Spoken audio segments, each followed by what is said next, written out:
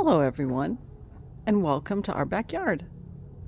As you know, I mentioned that we had a polar vortex come through.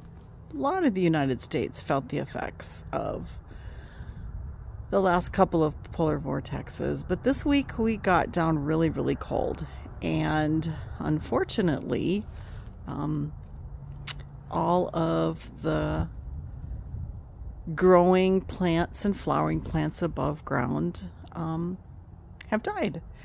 And we got down to 19.8 degrees this past Monday night, and then 22 degrees. I think it was either 21 or 22 degrees on Tuesday. So unfortunately, my plants and my perennials are kaput. So I have brought out a couple of pots that I had purchased. I've got a couple salvia here, an Amistad salvia in a pot, and oh golly, what is this? This is a native. It's a special native. I've got to look this one up. It's pretty darn hardy, but I brought them out just because I've got hummingbirds still, and so even though I have feeders that I made sure did not freeze, I wanted to bring out my hanging baskets that I protected in the garage, because it's a goner out here. Oof. It's a bummer. You know, now we've had, golly, 21, 22, 23, 24, you know, four seasons in a row now where it's been really hard freezes here. And that is very unusual for us. And so I've taken a lot of plants in the garage, which I'm going to show you next. So in my garage, I have brought in plants to make sure that they did not freeze, and so they've been doing okay here, and that's because I have also have used a portable greenhouse heater. So last year I put up a pop-up greenhouse outside, and I had my plants in the garage, and so inside I have this portable greenhouse heater, and it has been so good. It looks like it's a little bit dark here. There we go. It's lightened up a little bit. This greenhouse heater, I've just been pleased. So I've used it 2 years in a row now, and it's done so well. And I've just wanted to make sure that I've been able to save the potted plants that I could save, and we hopefully will be taking these pots out tomorrow outside. I'm not endorsing any heater, but I did get this off of Amazon last year. It's called BioGreen, and it is specifically for greenhouses. I have been really pleased. I also really like how you can set the temperature on how much you want it to keep the greenhouse, or in this case the garage, set at. And so I've had it set at about 45 to 50, so it keeps my plants alive. So one of the things we did outside is we were able to get the large pots of tropical hibiscus covered. And we do have multiple layers of frost cloth. I think I have 4 layers here. And the reason we wrap them in twine is so they don't get blown around by the wind. In the really bad freeze last year, at Christmas time, the above ground in the pot, if you will, above the soil, did die because it got so cold. That was in the teens, And I'm fully expecting that to happen again, unfortunately, because we did get down to 19. But we will be taking the frost cloth off tomorrow. Tonight it's still supposed to get down to 34. So I know that's not freezing, but I'm gonna keep them wrapped up. We'll see. You know, it's all we could do was try. The pots are too large to move even on a dolly, so they're very, very big.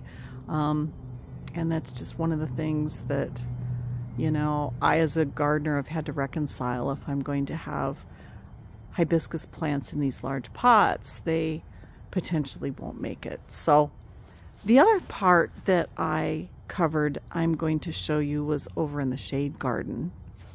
So in this area, we mulched very heavily with leaves, and then I did cover it with frost cloth. And that's about all we could do before the freezing rain really took it. And so, I mean, it made us get out of the garden.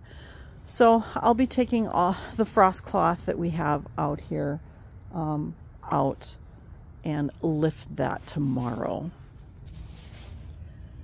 There were a couple of surprises that I want to comment on. And the one surprise that I had was this bush salvia. This is a bush salvia called maraschino. And I always have been very partial to this because I love the scent of the leaves. And I'm very surprised that it was able to retain the leaves, because in last year's freeze that got down into the teens, this died completely back to the ground. So this year, the bush salvia did not. So that was a surprise. The native Salvia leucantha that is closer to the ground, this also did not die back. It still has green leaves. I would have thought 19 degrees would have snuffed it also, but it didn't.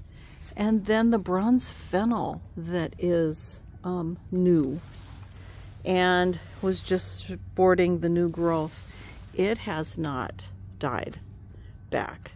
And so I was very surprised to see this.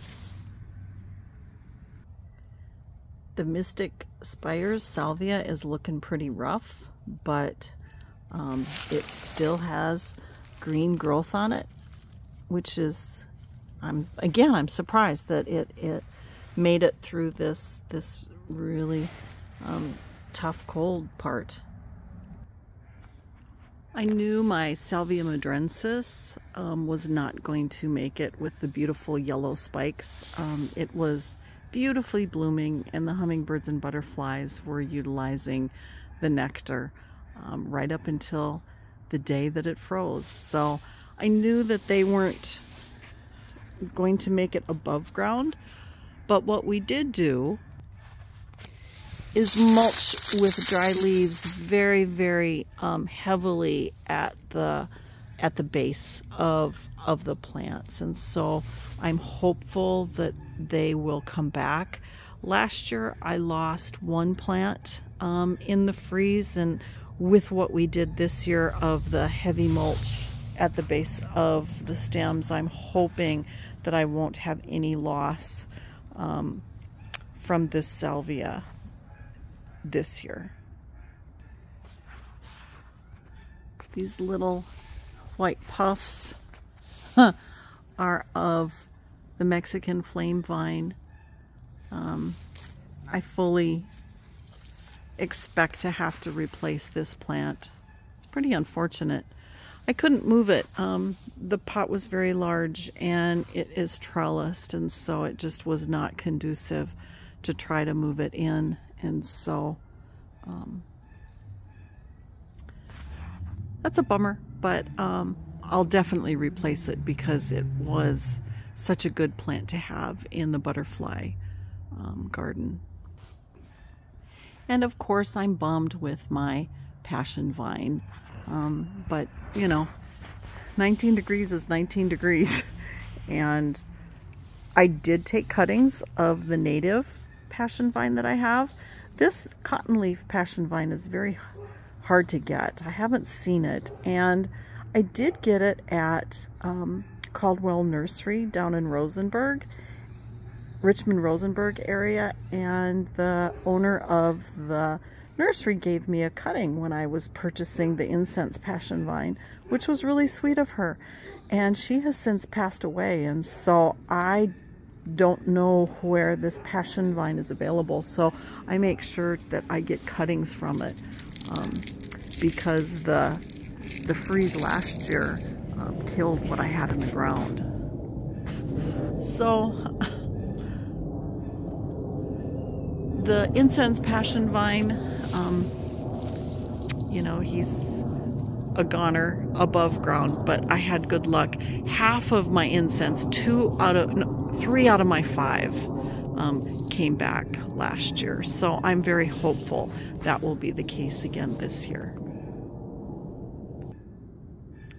And in the tree bed, where everything was, not everything, but a lot of things were still flowering, as you can see, there's you know, they don't make it through a freeze. That's my pot that I showed you earlier. But I do have some interesting, down in here I have some Greg's Mist flower. That should come up from the roots each year, but I also had some that must have been a little bit more protected because it did not die back. So it's kind of neat when you go through and you see little green green patches. It's just fun to see when you have an event that we typically in the past have not had. I know I've mentioned we've had this now 3-4 years in a row, but prior to that we rarely got weather like this. And then of course the Salvia farinaceae, you know, it weathered. This is a Texas native, and it weathered the cold well. And so the green that I do have in this south garden back here is this Salvia farinaceae.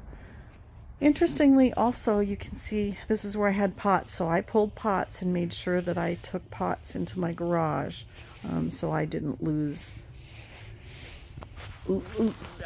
everything. I was able to save some things, and some things that are flowering, so hopefully that will help the wildlife that is still depending on the blooms and the you know, just the bugs and everything that are generated from the pots.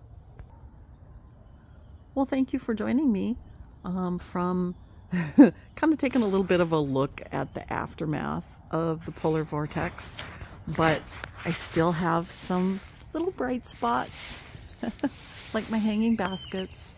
And of course, once I bring the pots out from the garage, there will be a few more bright spots in the garden.